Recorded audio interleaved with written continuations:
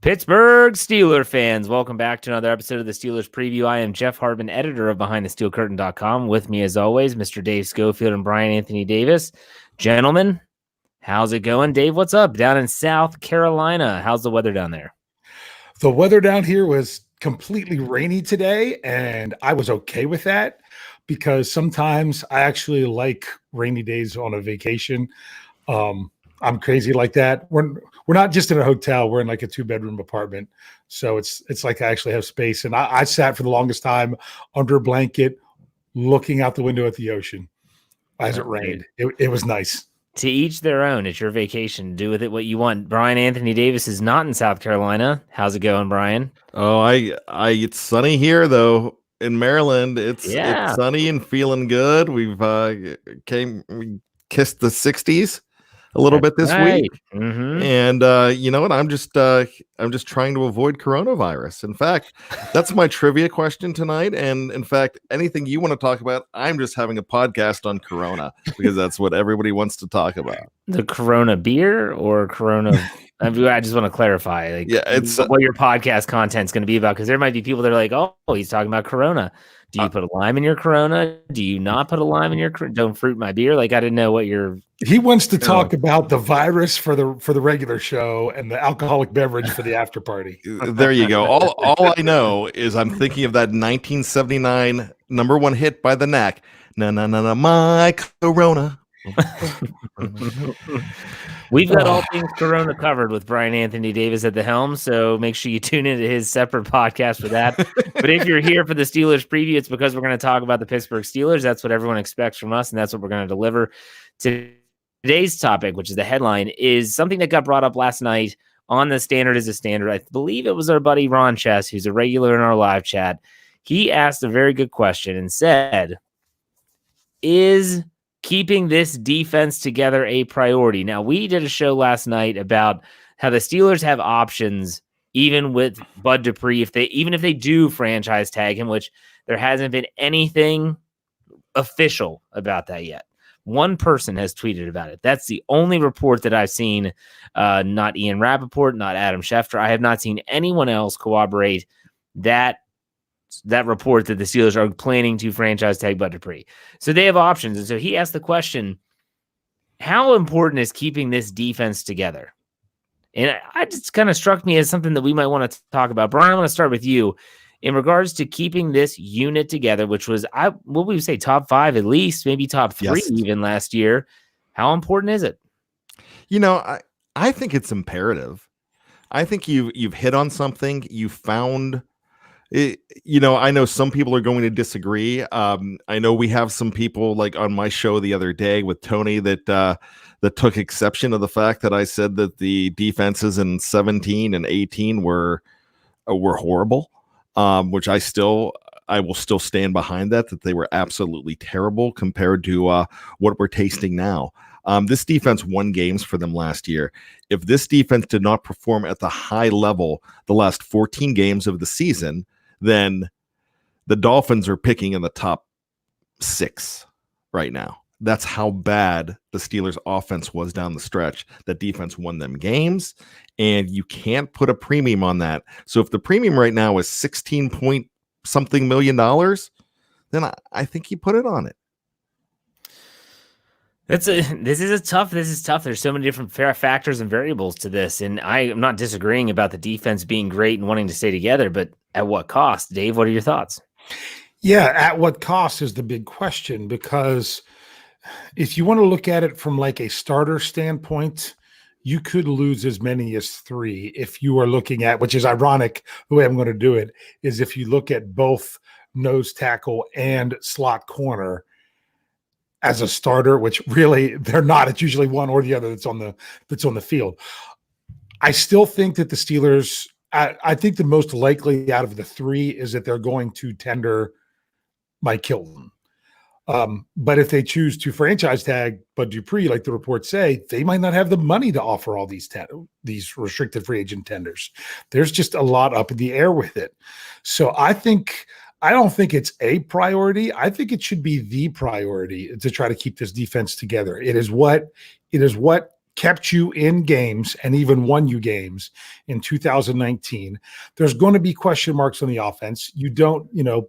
The elbow is going to be a question mark. The tight end position is going to be a question mark. The young running backs and young wide receivers are going to be a question mark. The offensive line, which we're going to talk about later, has turned itself into a question mark. And you can go in. If you're going to have question marks, obviously you're going to be putting in some other pieces as well. Keeping the defense intact means that you can address the other question marks when it comes to the draft. So I would say out of those three players of Hilton, Hargrave, and Dupree, being able to keep two of them would be fantastic. Okay, so you brought up the three players. You said Hilton, Hargrave, Dupree. I would almost say Barron as well, based on the fact that if they keep Dupree, there's no way they keep Barron. They can't. Well, bottom line is, even if they pick up Vance's club option, they're not going to be able to keep Barron probably. Oh, I agree with you, and I think there's a good chance that Barron's not with the team. But the thing is, the Steelers have him under contract. They would have to choose to release him. That's a completely different situation because right now Hilton, Hargrave, and Dupree are not under contract. They can make the choice to move on. No. I understand what you're saying, but I guess this is just the ripple effect of the decision they make about keeping absolutely the defense together, and so.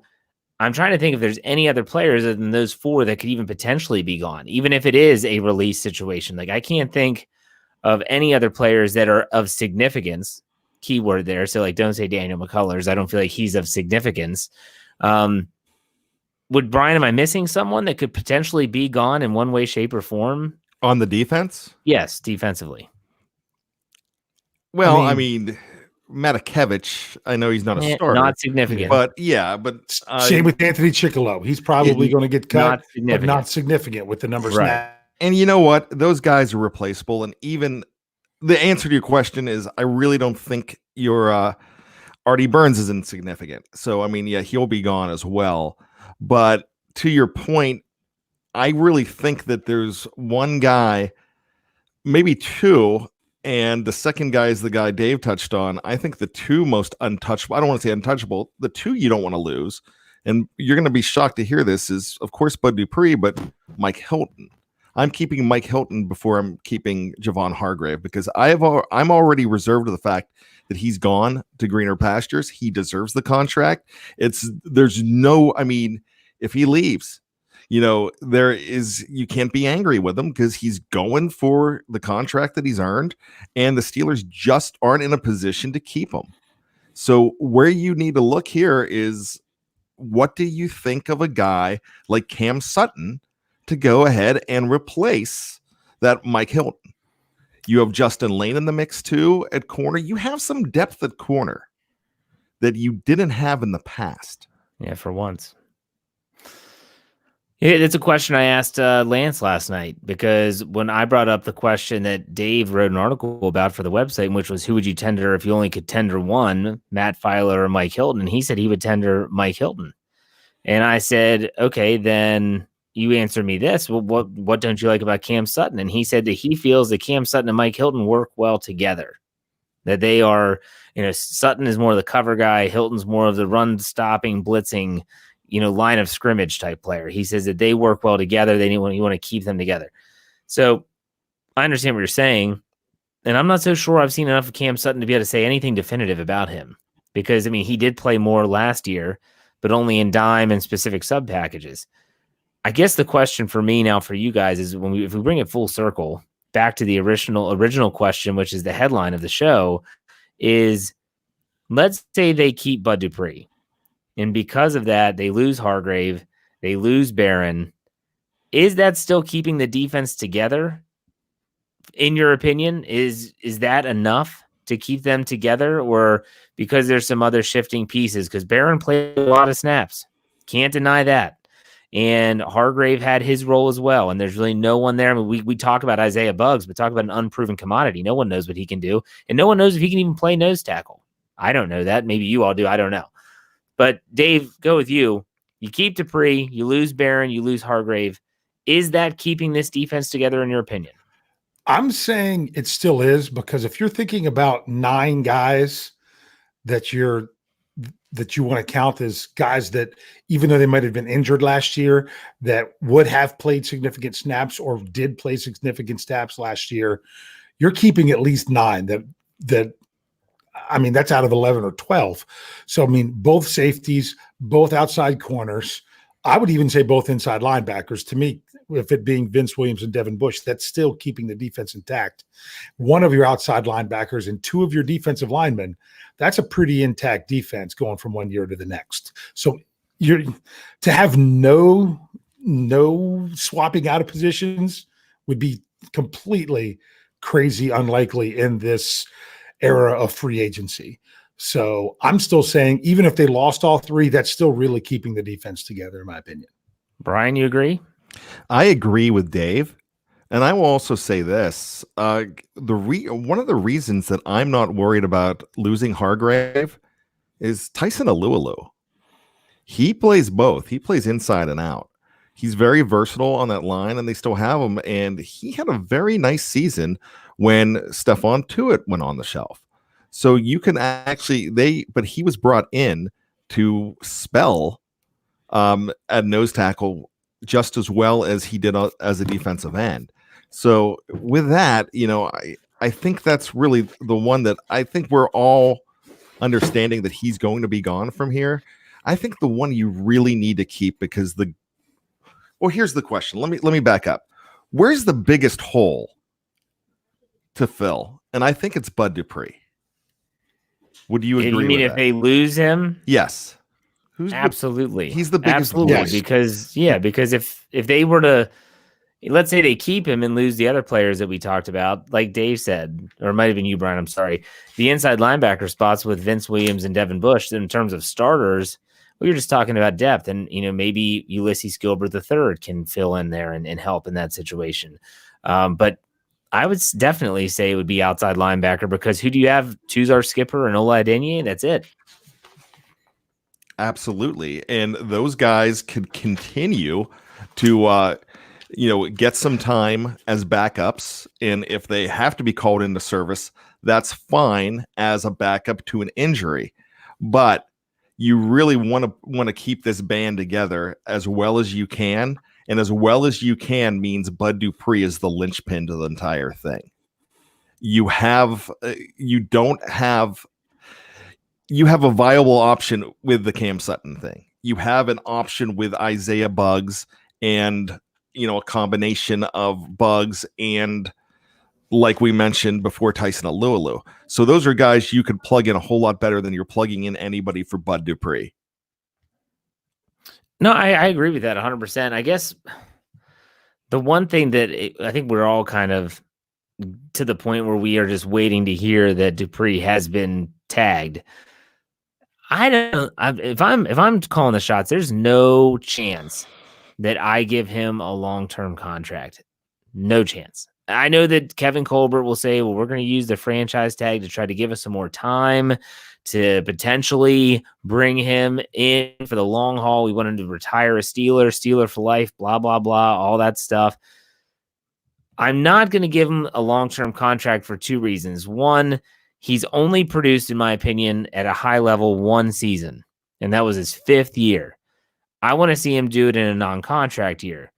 Secondly, I am not interested in them having to put somewhere along the lines of $40 million total into 2 players on the defense. Because let's be honest, regardless, let's say Dupree makes, I don't know, $12 million a year in a contract that he signs, TJ Watt's going to break the bank. I just don't want that much money locked up into 2 players. Dave, you agree or disagree with that? I agree. I think that if you're going to pay Dupree, you don't want to pay him where you're kicking the can down the road a lot, too much further, because TJ Watt's going to get his money. I spelled it out before that the way the Steelers can work it between 5th-year option and even a franchise tag year, that Watt's going to get his money when Ben's done with his money, if you know what I mean. Yeah. So now, uh-oh. That's a great picture that's frozen. We need to screenshot that. Yeah, I like what Dave was saying, and there he is. But I completely agree with what he's saying. Go ahead, Dave. We have you back. You froze up there, Dave. I don't know if you knew that or not. Dave. All right, Dave is having some difficulties. We'll get him out there. Right, Brian, go ahead. What were you saying? Well, I do agree with Dave there. I think that this is just a 1-year rental. I don't really think that they're going to, go ahead and put a long-term deal into him. I think they're looking at the window right now. That's the one thing. But I also love the article you wrote 2 weeks ago, if you don't mind me waxing your car on the whole, Frank Clark type situation, the D Ford type situation that happened in Seattle and Kansas City, respectively. And in fact, Kansas City was basically involved in both of those deals because they ended up getting Frank Clark, who was tagged and traded. This could be a tag and trade situation too. This just buys you time to figure some things out. If I would not be surprised at all if they throw the tag at him just to see what they can get, the consolation prize being keeping him and figuring it out the rest of the way, or you feel a lot better about replacing him with maybe a first-round draft choice if you get that out of him. I mean, not saying that you're absolutely going to, but, you kind of feel better about a replacement if you're bringing in a stud edge rusher in the first round. Yeah.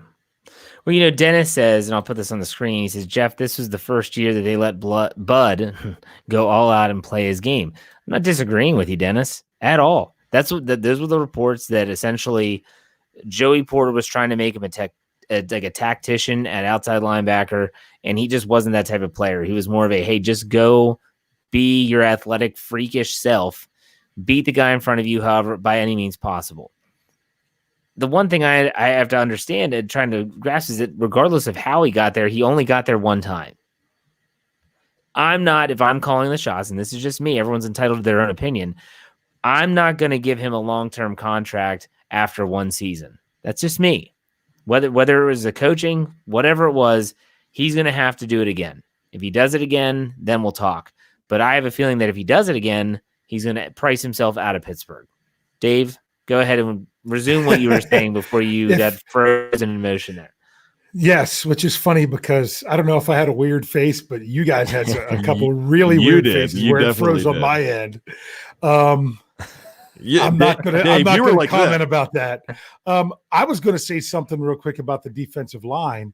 I know Javon Hargrave said how he would like to stay in Pittsburgh, but did you realize that I know some people don't give – you guys are frozen again, aren't you?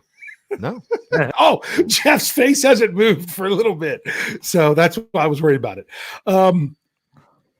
Anyway, the Steelers have 4 defensive linemen that were in the top 11 of Pro Football Focus for the NFL. 4 out of the top 11 defensive linemen, if you care about Pro Football Focus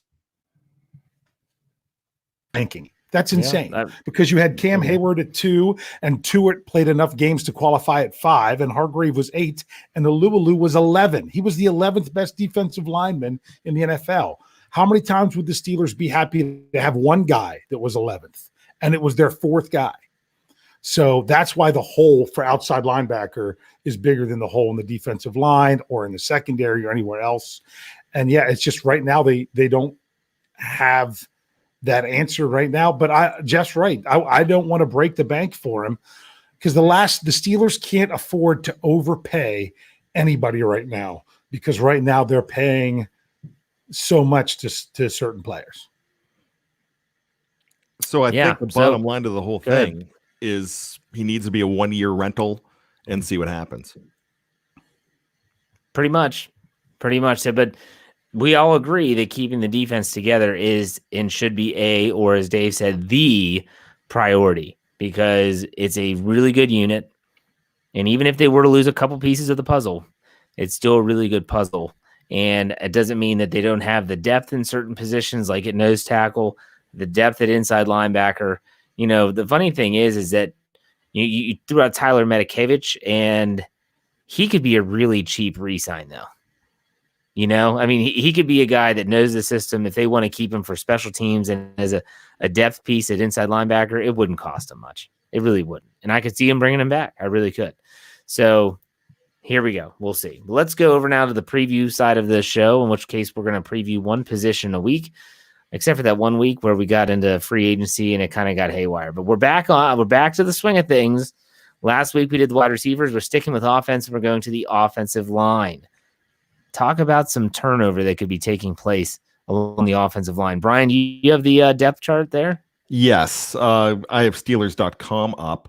And if they still have, and well, because he's still under contract, if you go left to right, Alejandro Villanueva, then Ramon Foster is the still that I was talking about. I don't expect him to stick around, actually, especially if you're going to go ahead and put a franchise tag on Bud Dupree. Marquise Pouncey is your center, Dave DeCastro, your right guard, and right now the right tackle is Matt Filer. Matt Filer could very well be your right guard if he does not accept a tender from another team, and you're going to see where he gets tendered. A lot of people on this show, we have decided a couple of weeks ago that they will probably go and give him a second round tender. That's a possibility. So that's what you're looking at the starters currently. If you look at the backups, you have some guys that are backups that are free agents as well, in Zach Banner, a tackle, and of course BJ Finney at that guard center position. So, and BJ Finney is considered probably number 4 or 5 among free agents at that position. So that's somebody that is probably priced out of town, especially with the suspension last year, even though it was a 1-game suspension. But when Pouncey was hurt, he got a lot of action.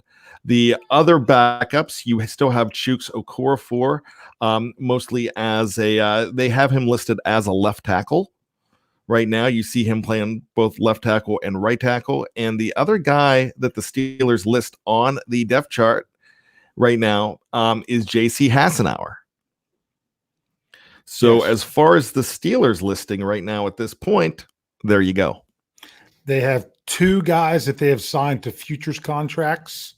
That is Christian Delario and Derwin Gray, who were both on the practice squad last year. Derwin Gray from the University of Maryland. Yes. So you have 2 restricted free agents and an unrestricted free agent from your offensive line. Okay, so let's talk about the offensive line here. Let's talk about moving and shaking. Brian brought up Ramon Foster, probably gone. I think it's a high likelihood that he's gone. Release, cut, whatever, however you want to put it. How do you all view the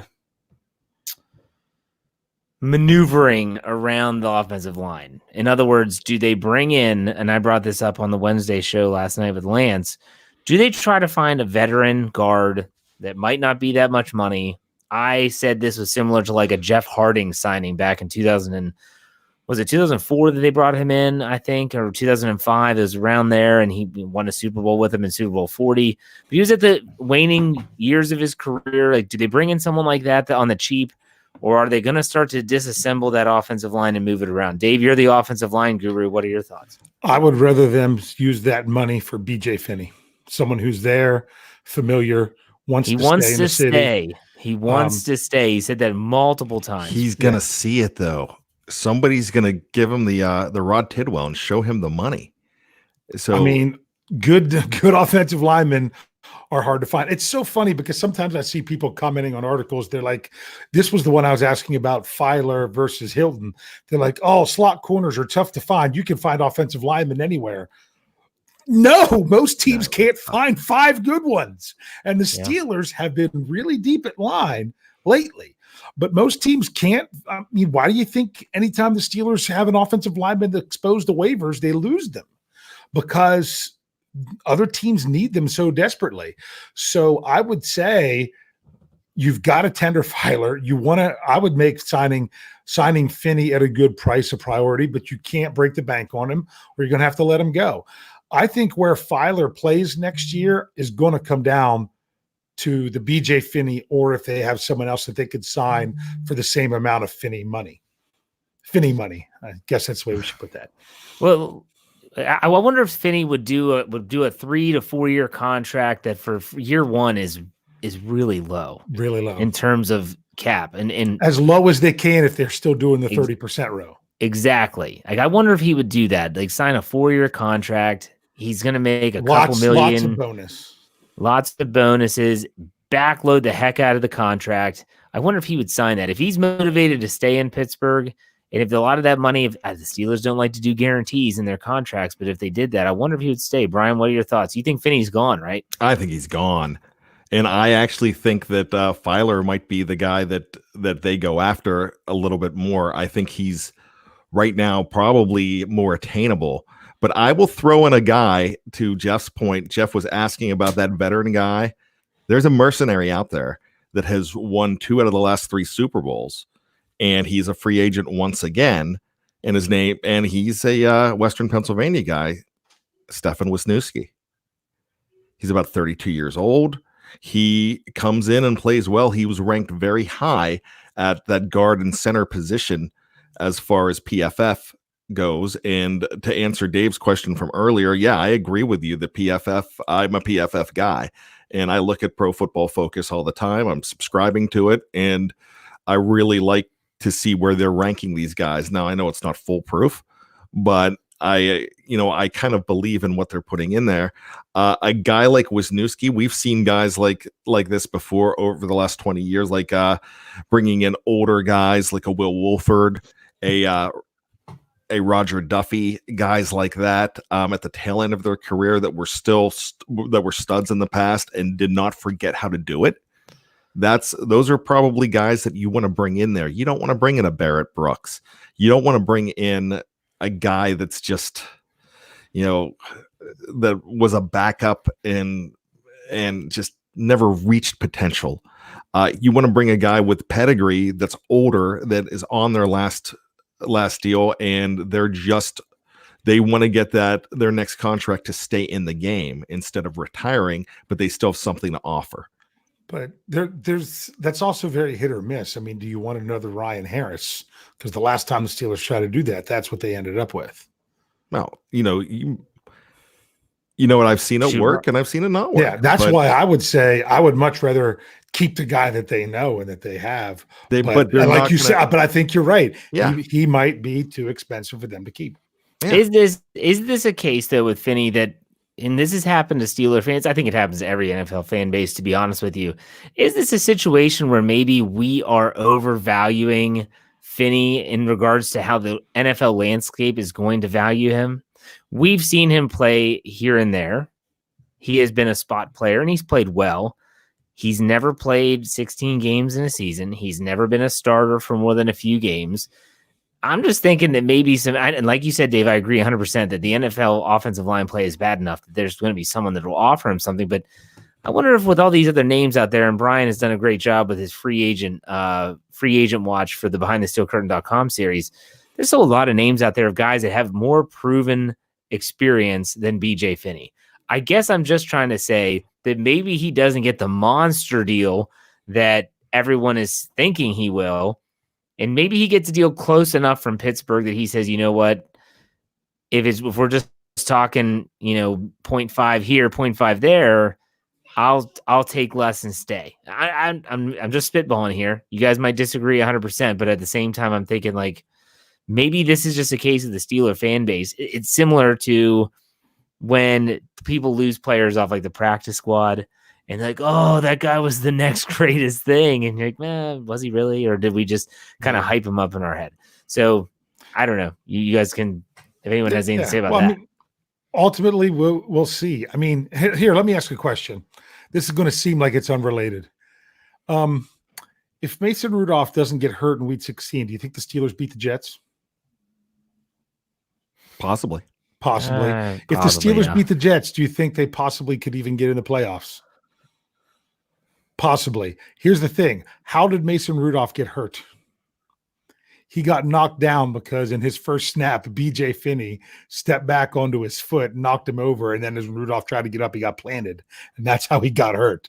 So if you think about it, you could look at Finney's tape, and one of his last plays was he got his quarterback hurt because he stepped on his foot. So I mean, but that's going to happen sometimes. Trust me, I love BJ Finney. I think he's a great person. I think he's another one of those undrafted free agent gems that the Steelers have found. So, but like I say, if they lose him, it's not the end of the world, but it's going to determine how they play everybody and what positions people play next year. Brian should carry as his pants. Oh yeah. I have to go, and I'm not going this year. I won't be able to buy anybody else's pants this year. And that's the problem, because see, that's why he wants to leave, Brian, because he doesn't have any pants left. Because you know, I got those pants at a bargain, $20. So that was fantastic. If you ask me, it is a bargain. Here's the thing. Let me give you a guy, and this is to Jeff's point earlier, and a little bit to Dave's point.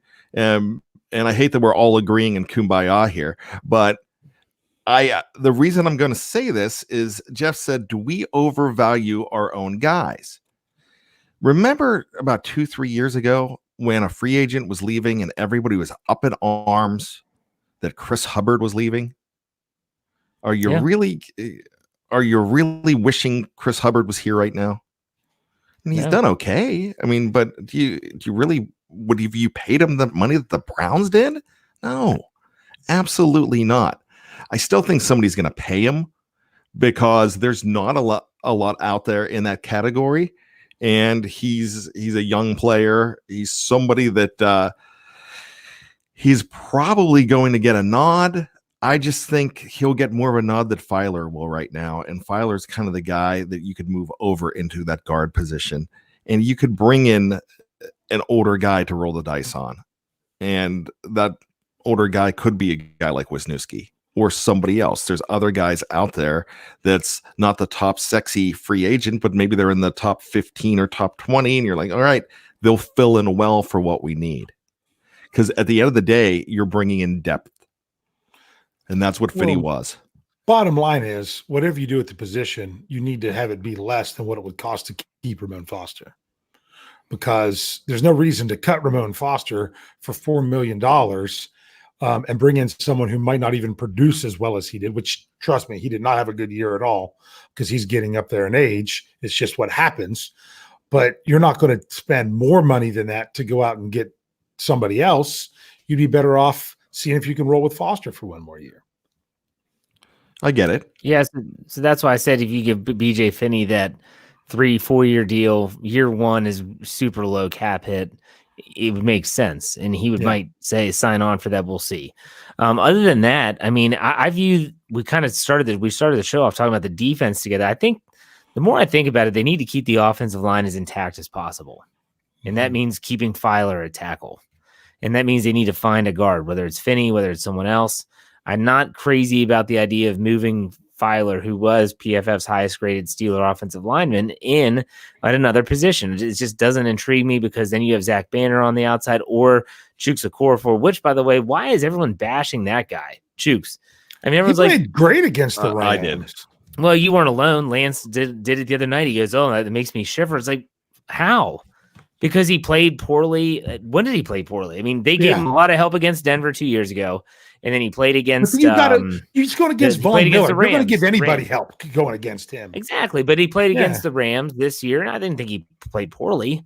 But some people are talking about Chooks Okorafor like he's a turnstile, like he's who was what was it last name Scott? Who was the offensive lineman they had that 1 year? It was last name Jonathan Scott. Jonathan Scott. Yep, he was like a turnstile.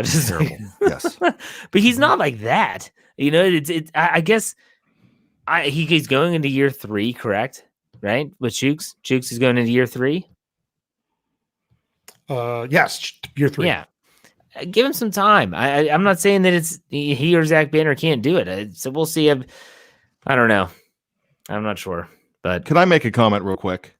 Sure. And I want to call out one of my favorite commenters here. Oh, boy. And Snowman, I love you. But this is the most annoying question time we bring up free agents, I've been doing this free agent article for weeks now. And there's always 4 or 5 people, even with a huge disclaimer that I know they don't have cap room. Where are you going to get the money? And you just asked me that on the live chat. Here's the thing. That's my question. You find enough money to pay 53 guys on the roster. You always find the money to pull these guys in. If you bring in, are you saying that they're that hurt that they're not going to bring somebody in even on a veteran minimum deal or something? They've got to do that, and they will move money around to find it, and that's what happens. They always find a way. So my question to everybody who asks about the money all the time, like I said, I respect you, but I'm just backing up, why that drives me crazy is because at the end of the day, they're going to field a roster of 53 men, and they have to find the money somehow, and they've always found a way to do it. Do you really think they're going to go and not bring somebody else in that was on another team or bring in an older free agent or something? They're going to, because it's always happens. They figure out a way to do it. But this year, more than any other year, is when you ask that question, because the Steelers can't do the restructures they have in the past unless the CBA is agreed upon. They ask this every year, though, Dave. I mean, they're not that cash strapped that they're going. They are more cash strapped this year than they have been in a long time. I understand, and the rules are stacked up against them. It's a great question. They're gonna, every time, but everybody asks that, and they always find a way to do it. They are making plans right now that, even though the 3 of us are on this show, they know way more than we do, and they're making plans and they're figuring out they're going to do something. So if we just sit here and say we can't talk about anybody else because we don't have money, then why are we on here? Well, no, just like the whole thing with Bud Dupree, even franchising Bud Dupree, they could franchise him tonight, and they don't have to be under the salary cap. They don't have to be under the salary cap until March 18th. They very well, if there's no new CBA where they can't do these other things, and they franchise Dupree, they could possibly, they either have to cut 5 or 6 players or rescind the tag before March 18th, which would be absolutely crazy.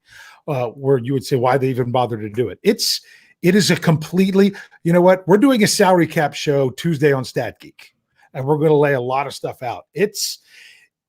It's way different this year than in years past. And that's why I know some people don't like the CBA, and some of the players are really adamant against it. And I'm doing my best to try to read through all 456 pages, and I've only made it through about 40. And I just can't do it without falling asleep because it's horrible to read. But it's one of these things that I know the players are trying to get certain things, but I want it to pass because I want the Steelers to be able to conduct their business like they normally do. They'll be able to find that money if they get it. If they don't get it, they really are in trouble if there's not a new CBA. Where are they? And I don't know the answer. And I'm going to ask you this. Are they 32 out of 32 as far as salary cap? They are 30. There are 2 teams that are actually over the salary cap. They are the only team under the cap, and they're under the cap by less than $1 million. So those other 2 teams aren't doing anything either. So they those other 2 teams are probably cutting an awful lot of players. Is what's going to happen with them. So which is the same thing the Steelers are going to do. I'm like, that's why the question of Dupree is such a big deal. Do you want to cut 4 guys in order to keep 1? So it's a tough question. Dave, you ever see the movie Dave? It's been so long, I don't really remember it. So there was a scene in the movie Dave where he brings his buddy in that's an accountant, and they figure out where they're going to cut to keep the guys they want to keep. I mean, keep the programs they want to keep, because it's, Kevin Kline is he's filling in for the president because he's a lookalike. It's actually a cute movie from back in '93. But the reason I bring that up is they're going to sit down and say, look, we don't need this. We don't need this. We don't need this. It might be Barron. They might be able to fill in the gaps with a guy like Barron. It might be McCullers. They might fill in. I mean, they can fill in the gaps there. They have some other guys they could fill in and move some guys out. And all of a sudden they have a couple $1 million here and there to go ahead and bring other players in.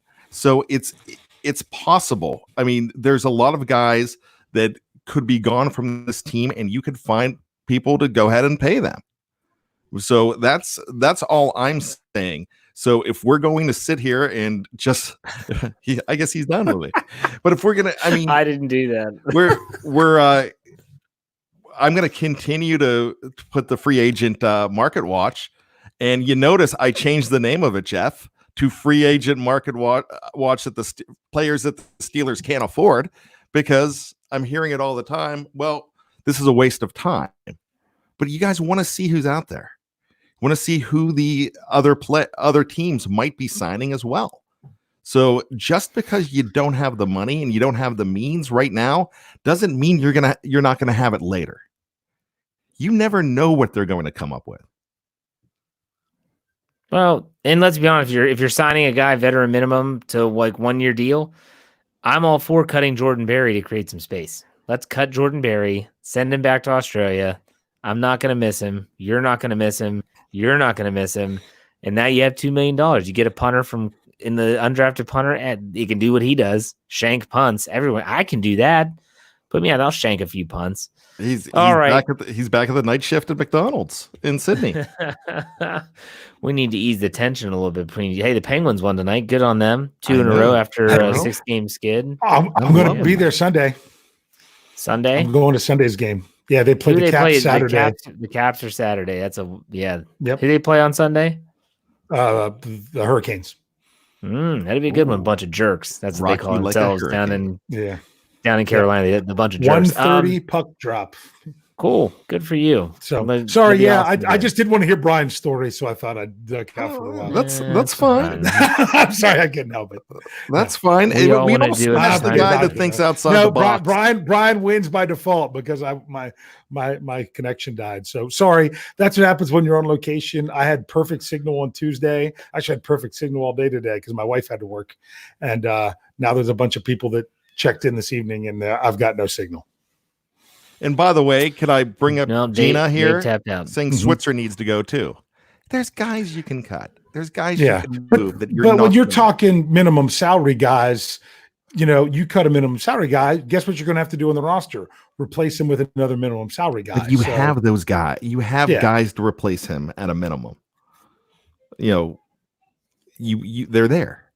See, someone like Switzer's not going to save you any cap space because, like I say, the person who fills a spot on the roster is going to be the same amount of money for the most part. So that's a guy you keep around, and that way, if he loses his job and doesn't make the 53, it's no big deal. This will be a great conversation for Tuesday's show on the Stat Geek, where they talk about the salary cap, and we're going to save that for then. Okay, so we don't. I don't get invited. I've never been invited to the Stat Geek. Never. Well, neither have I, and I haven't lost sleep over it. So, anyways, I don't have. Let's go on to trivia. I'm putting on my dunce cap as the imaginary dunce cap has been put on my head. Let's go ahead and let's start dishing out some trivia. I got nothing tonight. I might think of a random jersey number, but go for it. I got something. You want to go first, Brian? Yeah, I'll go first. It has to do with jersey numbers. Oh, and it has to do with the scoring leaders in Pittsburgh Steelers history. If you look at the top 10 scorers, if you combine the same jersey number, who has scored the most as a top 10 scorer? What jersey number has scored the most?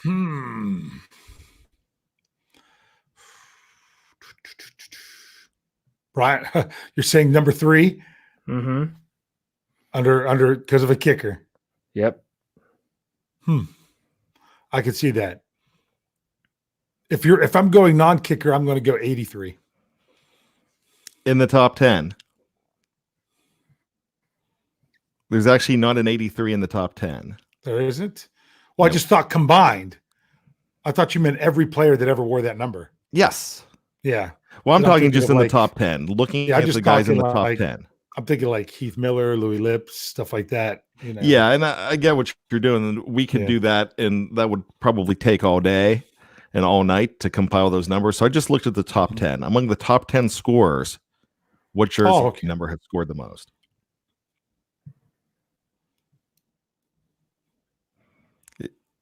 I can't tell whether I got Jeff's nothing. frozen or not. No, he's not. No, I'm looking at something. Trying to find something. He's trying to come nasty up with a here. trivia So that means question. you don't have an answer? No, not at the moment. Well, I tell you what. You know who would know, Jeff? Our good friend, Principal Ed Rooney would know. Oh, 9? 9 times. 9 times. So 10 days down again. he's going to look it up. So yeah, if you go ahead and take number 5 and number 10, Chris Boswell and Norm Johnson would combine for the most among the top 10. That question really confused me. I was listening and I was like trying to figure everything out. Okay. I didn't get the answer, but like I said, I didn't understand the question the first time. Okay, it's all I'm doing is I'm taking guys in the top 10, and who in the top 10 that have the same number would have the most points. That have the same. Okay. And the leading score out of the top 10 together would be the number 9. Okay. And that is I like that. Okay. It sounds like my wife when she doesn't want to when she wants to stop the conversation. Okay. She's like, okay. Anyways, did you take the garbage out? I'm like, all right, I guess that conversation's over. I missed the answer. I lost my connection. He doesn't care who the I'm number sorry. All right. All right, we're done with you, Brian. When I missed part of it, there's nothing I can do. Watch what's just going to happen. re-explained it to you. I get you. I'm going to ask you, Norm Johnson and Chris I don't know. Boswell. Duh. All right. You know what? I'm not going to spend my 13 minutes looking up that question anymore. Oh, yeah? People. Oh, yeah? That's it. Wait till you get this question. This is a CBA. This is a CBA question. Really not about the CBA. No. Boy, this trivia is just great tonight. No. I tell you what. I hope the Wi-Fi is low right now at this point. I'm just ignoring Brian. I'm just going to talk over top of him. How many players... Now, this is according to Pro Football Reference. How many players do you think were credited with playing at least one game in the NFL this year? That's not my question. I'm going to tell you. Unless you want to guess on how many players you think got credited for playing one game in the league. And so you know what? If I were to guess, I would take 70 times. I would take about average of 70 guys per team times 32. So that would be 2172. You're pretty close. It's 2,025 players is what it was. According to, because remember, even a guy like Paxton Lynch, who was active for a game, he didn't get credit with a game played. So the Steelers had 62 this year. My question is, out of those 2,025 players that played in 2019, how many of those players were around and played under the previous CBA, meaning in 2009 or earlier? How many players who played this past season are have been around for 10 seasons? To quote Dave Schofield, okay. You can't think about how many players are in the league that have been around for 10 years? All right, let's say about 2 guys per team. So let's say about 64. And I know Jeff's still looking up, so he's not even going to answer. You're just under half. It was 143. There are 143 players that played this past season who played in the 2010 season or before. So that means they played under the previous collective bargaining agreement. Because I just did this looking at how many people are going to be voting. So I'm like, I just got curious. How many people play under more than, if these guys played, if they accept this deal, they'd be playing under a third CBA. That's kind of crazy. But that equates to 7% of the league has played that long. But the thing that's interesting about that is that 44 of them were first-round draft picks, which is 30%. But 25% of those players were undrafted. So it is almost as likely when you get to 10 years or more, almost as likely within 5% of being undrafted versus being a first-round draft pick to still be around. Okay. Okay. So now a lot of that's because your kickers generally aren't drafted, which kind of Ramon Foster is one of them. Yeah, Ramon Foster. Yeah, because the Steelers have 5 guys. They have 5 guys on their team. Burgers and fries. Yeah, yes, that played burgers on here. That actually played under the previous CBA, and they were, you said Ramon Foster, Ben Roethlisberger, the previous CBA, Marquise Pouncey, Joe Hayden, and Tyson Delulu. Very good. I have a question. I found it. I had to look it up to verify. I was pretty sure I knew it, and I knew it. This has nothing to do with crazy numbers or the CBA. Simple trivia. What year did the Steelers change their jersey numbers from block to italicized? 1997. That is correct. Very good, Brian. And did you know that, Dave? I knew it was in the late 90s. I probably would have guessed 98. You would have been wrong. Year. 97. There you go. I still rue that day.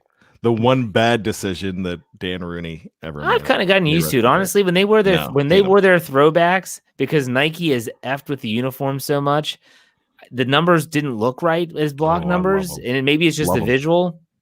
I'm okay with it. It's whatever. Well, we're going to talk about jerseys here in about 5 minutes in the after party. I hope you all can join us. If you're watching live, we're headed over there now. Just stay with the channel. In about 5 minutes, you'll get that notification that the after party has started where we talk about everything. We're going to start talking about some jerseys. We're going to talk about some Ben Roethlisberger, some San Antonio Holmes, and then wherever else it leads us. So make sure you join us. If you're listening in audio platform, understand that the after party will not be published until 1 p.m. Eastern time. So if you're listening to the preview on your morning commute, you'll have the after party for your PM commute. Thanks for listening to the Steelers preview. Hopefully you stayed awake for that in the end. Yeesh, that was brutal. We'll see you at the after party.